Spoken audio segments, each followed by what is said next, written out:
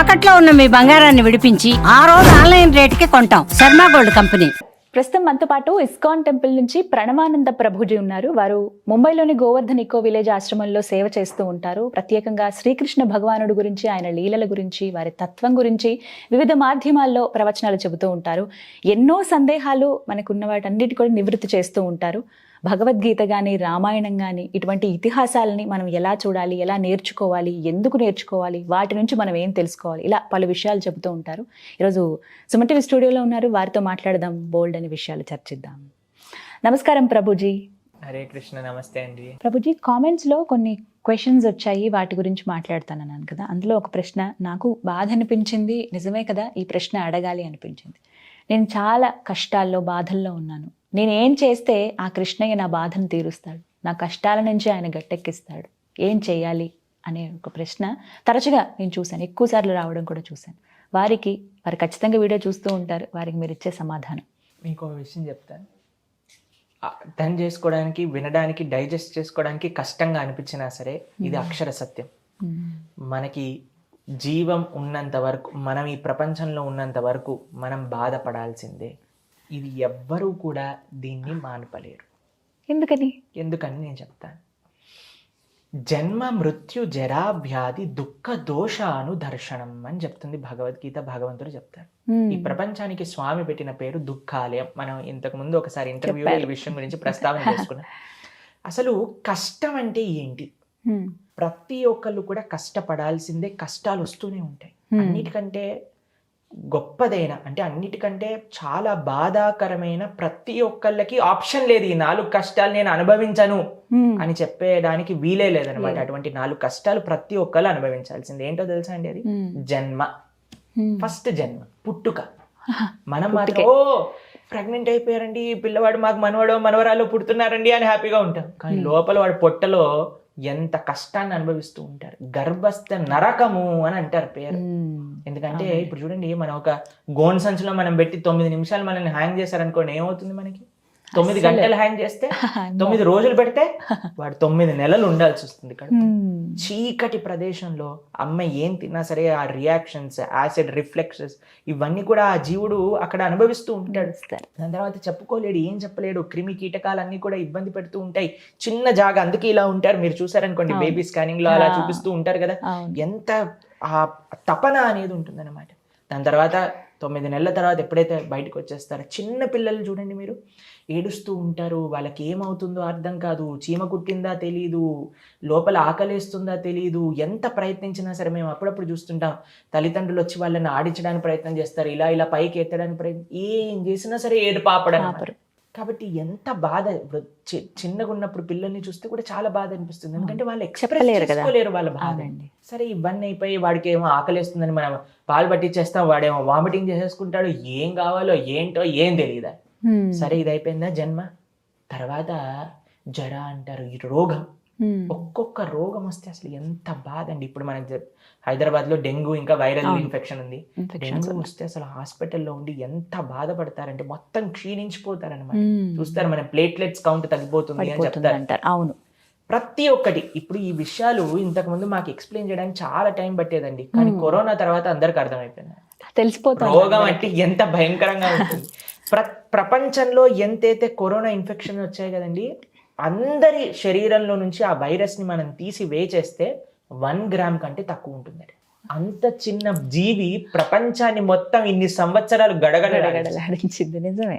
అంటే ఒక వ్యాధి ఎట్లా వచ్చిందండి అసలు కరోనా. అసలు మనం జీవితంలో ఇలాంటి ఫేస్ చూస్తామని కూడా ఎవ్వరు అనుకోలేదు.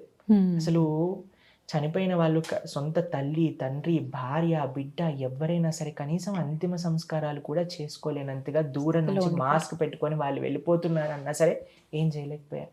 ఎన్ని దేశాలలో ఇట్లా డస్ట్, చెత్తను పడేసినట్టుగా బాడీస్ ని పడేసేసి మనం పూర్తి చేశారు. కాబట్టి ఎవరైనా నేను రోగం నుంచి ఇమ్యూన్ అవుతాను ఈ ప్రపంచంలో అని చెప్పగలుగుతారా అండి?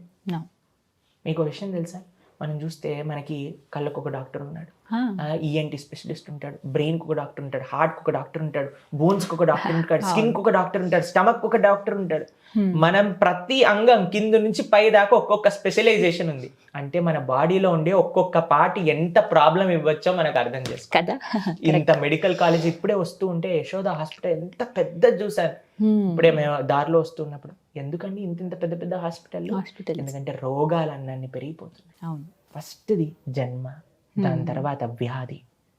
ఈ రెండు ప్రాబ్లం నుంచి ఎవరు బయటికి రాలేరు. మూడవ విషయం చెప్తాను, వృద్ధాప్యం. వృద్ధాప్యం అనేది ఎంత ప్రాబ్లం అంటే అసలు ఎంతమంది మాకు చెప్తుంటారు, ప్రభుజీ తినలేకపోతున్నాను, తినదడగదు, నిద్ర రాదు, మనసంతా బాధగా ఉంటుంది, ఒళ్ళు నొప్పులు, నడుము నొప్పి, మోకాల నొప్పి, పిల్లలు చూసుకోరు, పిల్లల పైన రంది, ఇన్ని ఉంటాయి. ఎవరైనా బెడ్ రిడన్ అయిపోతే వాళ్ళ యొక్క అవస్థ ఎంత అవస్థ అండి. పుండ్లు రావటాలు. ఇప్పుడు మనకి తెలుస్తుంది వృద్ధాప్యంలో ఎంతగా కేర్ టేకర్స్ పెట్టడం, కేర్ టేకర్స్ బాగా చూసుకోకపోవటం, అసలు అదో నరకం. అవునండి. అన్నిటికంటే లాస్ట్ది జరా, వ్యాధి, మృత్యు. దీని నుంచి అయితే ఎవ్వరు తప్పించుకోలేరు కదా. అది సాధ్యమే కొన్ని కాదుగా. వేల తేళ్లు కుట్టినంత నొప్పి. మన జీవితం మొత్తం కూడా దేనికోసం బ్రతికామో అదంతా మన దగ్గర నుంచి తీసుకెళ్ళిపోతున్నారు అనే ఒక తపన ఆ జీవుడు మృత్యు యొక్క సమయంలో, మృత్యు తర్వాత నరకానికి వెళ్ళటం, అక్కడ ఈ ప్రపంచం అనేదే జన్మ, మృత్యు, జరా, వ్యాధితో కూడుకున్నది. ఇది కాకుండా ఇంకో ఆఫర్ కూడా ఉంది మనకి, ఆధ్యాత్మిక, ఆది భౌతిక, ఆది దైవిక క్లేశములు అని ఉంటాయి. అంటే మన మనస్సు, మన శరీరం మనకు కలిగించే క్లేశములు, మిగతా వాళ్ళ నుంచి మనకు అనిపించే క్లేశములు. నిన్నటి కాక మొన్న ఒకరితో మాట్లాడుతూ, ప్రభుజీ మేము బాగానే ఉంటాం ప్రభుజీ, నాకు ఆరోగ్యం కూడా అంతగా ఏమి ఇబ్బంది పెట్టదు, కానీ వేరే వాళ్ళు మమ్మల్ని ఇబ్బంది పెడుతూ ఉంటారు ప్రభుజీ. విన్నారా ఇలా? ఉంటాయి, చాలా మంది చెప్తూ ఉంటారు. కాబట్టి వేరే వాళ్ళు ఏంటి, ఒక చిన్న దోమ మనల్ని ఇబ్బంది పెట్టి, అది ఎవరైనా ఏదైనా సరే ఈ ప్రపంచం అనేదే దుఃఖాలతో కూడుకుందండి. దీనికి శాశ్వతమైన సొల్యూషన్ మీకు కావాలి అని అంటే, ఈ ప్రపంచం నుంచి వెళ్ళి మళ్ళీ ఈ ప్రపంచంలో రాకుండా ఏం చెయ్యాలి అని అంటే, భగవద్భక్తి మార్గము. ఆ బ్రహ్మ పునరాలోక పునరావృత్తినో అర్జున మాముపేత్యతు కౌంతేయ పునర్జన్మన విద్యతే అని కృష్ణుడు భగవద్గీతలో చెప్పారు. బ్రహ్మలోకం వరకు వెళ్ళినా సరే మళ్ళీ పుట్టాల్సి వస్తుందట. క్షీణే పుణ్యే మత్యలోకం విశంతి. స్వర్గానికి వెళ్ళినా సరే స్వర్గం అవుట్ అయిపోగానే కిందికి రావాల్సి వస్తుంది. మీకు ఒక విషయం చెప్తాను, మీరు ఎప్పుడైనా పిల్లల్ని మాల్ కి తీసుకెళ్లారా? అక్కడ మేము చిన్నప్పుడు వెళ్ళేటప్పుడు డబ్బులు ఇస్తే మనకు కాయిన్స్ ఇస్తారనమాట. చిన్న చిన్న గేమ్స్ ఉంటాయి, అందులో కాయిన్స్ వేసేవాళ్ళం. చూడు, ఒక కార్ డ్రైవింగ్ గా ఉండేది, స్ప్రింగ్ ఇలా ఇలా ఇలా ఇలా ఊగుతూ ఉండేది అనమాట. దాంట్లో ఒక్కొక్క కాయిన్ వేస్తూ ఉండేవాళ్ళం. అది తిరుగుతూ ఉండేది. కొద్ది క్షణాలలో చూసేసరికి అయిపోయిందా అనిపించేది. మళ్ళీ మా నాన్నకి చెప్పేవాళ్ళం, నాన్న ఇంకా డబ్బులు ఇచ్చి తీసుకొని రా. ఎంత డబ్బులు ఉంటే అంతసేపు అది పనిచేస్తుంది. ఆ కాయిన్స్ అయిపోగానే పక్కన పెట్టేస్తారు. అలాంటిదే స్వర్గం కూడా అండి. ఎంత మనం పుణ్యం ఉంటే అంతసేపు అక్కడ ఉంటా, దాని తర్వాత మళ్ళీ కిందికి రావాల్సిందే. నరకంకి వెళ్తాం, నరకంలో కొన్ని కోట్ల సంవత్సరాలు మనం చేసిన పాపాలను అనుభవించి మళ్ళీ ఇక్కడికి రావాల్సింది. కాబట్టి ఎక్కడికి వచ్చినా సరే మళ్ళీ ఇక్కడికి వస్తాం. కానీ ఈ బాధలు, ఇవన్నీ కూడా మనకి అవసరం లేదు అన్నప్పుడు ఏం చెయ్యాలి అని అంటే, మాముపేత్యతు కౌంతేయ పునర్జన్మన విద్యతే యద్గత్వా న నిబద్ధంతే తద్దామ పరమం మమ. కృష్ణుడి దగ్గరికి వెళ్తే మళ్ళీ తిరిగి రావాల్సిన అవసరం లేదు. ఎల్లప్పుడూ కూడా కృష్ణ సేవ చేసుకుంటూ ఆనందంగా ఉండొచ్చు. అందుకే భక్తి అన్నిటికంటే శాశ్వతమైన సొల్యూషన్. ఈ ప్రపంచంలో చిన్న చిన్న ప్రాబ్లమ్స్ కి సొల్యూషన్స్ ఎతకడానికి ప్రయత్నం చేయకండి, అది సాధ్యం కూడా కాదు. One stroke solution. జన్మనే వద్దు మనకి, మళ్ళీ ఈ ప్రపంచంలో ఈ కష్టాలు వద్దు. ఒక్కసారి మానవ జన్మ వచ్చిందా, చక్కగా భగవద్భక్తి చేసి తరిద్దాం, ఆనందంగా స్వామితో ఉందాం. కానీ ఈ ప్రపంచంలో ఒక విషయం చెప్తాను, చాలా మందికి ఎక్కడ ప్రాబ్లమాటిక్ అనిపిస్తుంది అంటే, ప్రభుజీ నేను ఆల్రెడీ కష్టాలలో ఉన్న, కృష్ణుడు నాకు ఇంకెన్ని కష్టాలు ఇస్తున్నాడు, ఇంకా ఎన్ని అని అడుగుతారా? అవును. ఇప్పుడు మేమొన్న నా స్నేహితుడు జనార్దన్ ప్రభు అని, నాకు చాలా మంచి మిత్రుడు అన్నమాట. అయితే ఆయన నాకు ఒక వీడియో పంపించారు. అయితే అందులో ఏముందంటే, ఒక పిల్లవాడు రాత్రిపూట సడన్ గా బెడ్ పై నుంచి లేచారు. చిన్న పిల్లవాడు లేచి ఇలా నడుస్తూ రూమ్ లో నుంచి బయటికి వెళ్ళిపోయాడు అనమాట. ఎక్కడికి వెళ్ళాడు అని అంటే, వాళ్ళ ఇంట్లో పెద్ద స్టేర్ కేస్ ఉంది. స్టేర్ కేస్ అంచు వరకు వెళ్ళారు. అక్కడ నుంచి కానీ పడితే ప్రాణం దక్కదు. అమ్మో. అక్కడ వరకు వచ్చి ఇలా కాలు పెట్టబోతున్నాడు. వెనకాల నుంచి వాళ్ళ ఇంట్లో పెంచుకున్న కుక్క పరిగెత్తుకుంటూ వచ్చి చెయ్యిని కరచి అనేది ఇలా లాగేసి ఇలా వెనకాల పడేసింది అనమాట. పడేసేసరికి ఆ శబ్దానికి వాళ్ళ ఇంట్లో నుంచి తల్లిదండ్రులు ఇద్దరు వచ్చారు. వచ్చేసి చూడంగానే చెయ్యి పైన ఘాట్లు ఉన్నాయి పిల్లవాడికి. ఘాట్లు ఉండేసరికి ఈ కుక్కని తీసుకెళ్ళి బయటపడేశారనమాట. అయ్యో, ఇప్పుడు ఆ కుక్క చేసింది మంచి పనా చెడు పనా? మంచి పనే, ప్రాణాలు ప్రాణాలు కాపాడింది. దక్కించింది. అయినా సరే ఆ ప్రాణాలు దక్కటంలో కొద్దిగా దెబ్బలైతే తలిగాయి కదండి. తగిలాయి. దెబ్బలైతే తలిగాయి, ఆ రక్తం వచ్చింది, ఆ నొప్పి వేసింది, కానీ ఓర్చుకోగలిగారు కదా. ఎందుకు? ఎందుకంటే ఆ భగవంతుడు ఏ విధంగా మనల్ని రక్షిస్తారో మనకి తెలియదు. అందులో కొద్దిగా కష్టమైనా మనకు ఉండొచ్చు, కానీ మనకి ముందు జరిగే ఆపదేంటో నువ్వు ఒక జీవుడిగా చూడలేవు. అది కేవలం భగవంతుడు మాత్రమే చేయొచ్చు. ఆల్రెడీ నేను కష్టాలలో ఉన్నాను, ఇంకెంత కష్టాలు ఇస్తాడు అన్నప్పుడు ఒక విషయం ఆలోచించండి, భగవంతుడు ఎవ్వరికి కష్టాలు ఇవ్వరు. భగవంతుడి పైన నమ్మకం ఉన్న వాడికి మాత్రమే. ఇప్పుడు చూడండి, ఇక్కడ నుంచి మనం చూస్తుంటే వాళ్ళ తల్లిదండ్రులకు తెలిసిందా?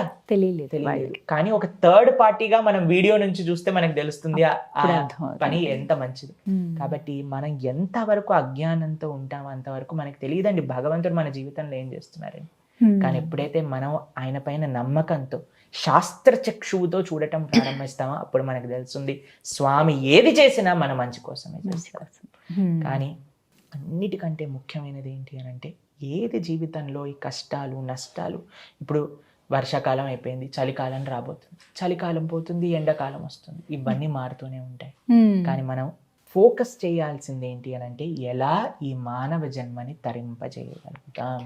దుర్లభో మానుషో దేహో తదపి దుర్లభం అర్ధతం మనుష్యత్వం ముముక్షత్వం వైకుంఠ ప్రియ దర్శనం. దుర్లభమైన మానుష్య జన్మని ఎలా మనం చక్కగా సార్థకం చేసుకోవచ్చు అనే విషయం గురించి మనం నిరంతరము కూడా వర్తపించాలి. చక్కగా వివరించారు ప్రభుజీ. అంటే తెలుసుకున్నాం, కష్టాలు ఉన్నాయి కదా, ఇంకా బాధపడకుండా ఆ కష్టం ఎందుకు ఇచ్చాడో ఆ పరమార్థం ఏమిటో తెలుసుకోవాలి ప్రతి ఒక్కరు. ఎప్పుడైతే మనం భగవంతుడిని నమ్ముకొని చక్కగా శాస్త్ర అధ్యయనం చేస్తూ భగవద్గీతలు శ్రవణం చేస్తూ ఒక గురువు యొక్క అనుగత్యంలో ఉంటే అప్పుడే మనకు తెలుసుకోవచ్చు.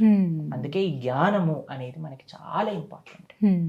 ఎందుకంటే చాలా మంది మాకు చెప్తూ ఉంటారు, ప్రభుజీ ఈ రోజు మేము కష్టం అనుకున్నాం, కానీ దాని తర్వాత చూస్తే ఆ రోజు అలా జరగకపోతే ఈ రోజు మేము ఉండే వాళ్ళమే కాదు. ఇది మనం లాస్ట్ టైం కూడా డిస్కస్ చేసుకున్నాం ఈ విషయం గురించి. టైటానిక్ ఎగ్జాంపుల్ మనం చెప్పుకున్నాం. కాబట్టి మనం చాలా, మీకు ఒక చిన్న ఉదాహరణ చెప్తాను. ఒకసారి ఒక రాజుగారు ప్రొద్దున పూట లేసారనమాట. లేచి ఇలా గార్డెన్ లో వెళ్తూ ఉండేసరికి రోజా పువ్వు మనకి తెలుసు కదండి, వాటికి ముళ్ళులు ఉంటాయి. ముళ్ళు ఇలా తలిగి గీసుకొని రక్తం రావటం ప్రారంభమైంది అనమాట. అయితే రాజుగారు ఈ యొక్క సభలోకి వెళ్ళారనమాట. వెళ్ళి, నాకు ఇలా ప్రొద్దున పూట అయింది, ఇలా గీసుకొని నాకు తెగిపోయింది చెయ్యి, ఎవరు కారణం దీనికి అనగానే అక్కడ మంత్రి అన్నారు, రాజుగారు మీరు ప్రొద్దున పూట లేవంగానే ఎవరి ముఖం చూసారండి అని అన్నారనమాట. అయితే మనకి చెప్తారు ఆయన, అయ్యా నేను ఒక తోటమాలి యొక్క ముఖాన్ని చూశాను, ఇలా జరిగింది, నాకు చాలా ఇబ్బంది అయింది అనగానే ఆయన రాజుగారు చెప్తారు, ఆ తోటమాలికి శిక్ష వేసేయండి అని వేసేస్తారనమాట. సరే అని ఈ రాజుగారు వెళ్తూ ఉన్నారు, మంత్రి గారిని కలిశారు, ఒక మంత్రి గారిని కలిశారనమాట. కలిసి, అయ్యా నా చెయ్యికి చూడండి ఈరోజు తెగిపోయింది, రక్తం వచ్చింది బాగా ప్రొద్దున పూట. అంటే ఏం జరిగినా మీకు మంచి కోసమే జరిగింది అని చెప్తారనమాట. చెప్పినప్పుడు, నాకు చెయ్యి దిగటం మంచి కోసం అని చెప్తావా, ఎంత ధైర్యం నీకు, వీడిని తీసుకెళ్లి జైల్లో పడేసేయండి అని చెప్తారు. మంత్రిని తీసుకెళ్లి జైల్లో పడేస్తారనమాట. ఈ రాజుగారు వేట కోసం వెళ్తూ ఉన్నారు, వేటాడుతూ ఉన్నారు. మధ్యలో కొంతమంది బండిపోతులు, దొంగలు అంటారు కదండి, వాళ్ళు పట్టేసుకొని ఈయనని తీసుకెళ్ళిపోయారు. ఒక ఏమంటాం, బ్లాక్ మ్యాజిక్ ఇవన్నీ చేస్తారు కదా, దాంట్లో బలి ఇవ్వడానికి అనమాట, ఒక మనిషిని బలి ఇవ్వడానికి తీసుకెళ్ళిపోయారు అనమాట.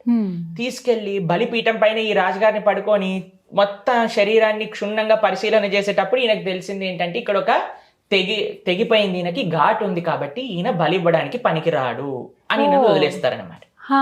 వదిలేయంగానే ఆయన ఎలాగైనా సరే పరిగెత్తుకుంటూ చెరసాలకు వచ్చి మంత్రి కాళ్ళపైన పడిపోయి, అయ్యా నిజంగానే నువ్వు కరెక్ట్ చెప్పావు, ఈరోజు నా మంచి కోసమే చెయ్యి తెగింది అని బాధపడుతూ ఉన్నా, కానీ ఇప్పుడు నాకు మంచి జరిగిందని తెలిసేది. చాలా సంతోషం రాజుగారు, మీకు తెలిసింది. అయితే ఈ మంత్రి గారిని రాజుగారు అడిగారు, నాకు చెయ్యి దిగటం వల్ల నాకు మంచి జరిగింది, నేను ప్రాణాల నుంచి బయటపడ్డా, కానీ నిన్ను చెరసాలలో వేయటం నీకెలా మంచి జరిగింది అని అడిగారు అనమాట. అప్పుడు మంత్రి అన్నారు, అయ్యా రాజా, నువ్వు నన్ను చెరసాలలో వేయకపోతే నీతో పాటు నేను వచ్చి ఉండేవాడిని, నిన్ను వదిలేసి నన్ను పట్టుకొని నన్ను బలిచ్చేవాడిని, కాబట్టి నన్ను చెరసాలలో పెట్టడం నాకు మంచిది, నీ చెయ్యి దిగటం నీకు మంచిది అని చెప్పారనమాట. కాబట్టి అండి, మన జీవితంలో ఏది జరిగినా మన మనసి కోసమే, ఆ భగవంతుడి యొక్క హస్తాన్ని, ఆ భగవంతుడి యొక్క చేయిని ఎందుకు ఈ విధంగా నడిపిస్తున్నారు అని ఆలోచించినప్పుడే మనకి ఆ విషయం తెలుస్తుంది. కొన్నిసార్లు ఆ బాధలో మనకి తెలవకపోవచ్చు, ఎందుకంటే ఈ కర్మ ఇవన్నీ అర్థం చేసుకోవడం చాలా కఠినమైనవి. ఎందుకు నాకు ఈ అన్యాయం చేశావు అనే బాధ, ఆ తపన వస్తూ ఉంటుంది. కానీ ఇవన్నీ నేను ఒప్పుకుంటానండి, తప్పకుండా బాధపడతారు, మనిషి అంటే బాధపడతారు. ఉంటుంది. కానీ ఈ విషయాన్ని మనసులో పెట్టుకోండి, మనుషుకి సంబంధించిన విషయం, కృష్ణుడు ఎవ్వరికి అన్యాయం చెయ్యడు. మనకి ఎక్స్టర్నల్గా అది అనిపించినా ఆయన ఏదో మంచి దాని లోపల తప్పకుండా దాగుంటుంది అనే నమ్మకం మనకు కావాలి. ఇంత చక్కగా వివరించారు ప్రభుజీ. నమస్కారం.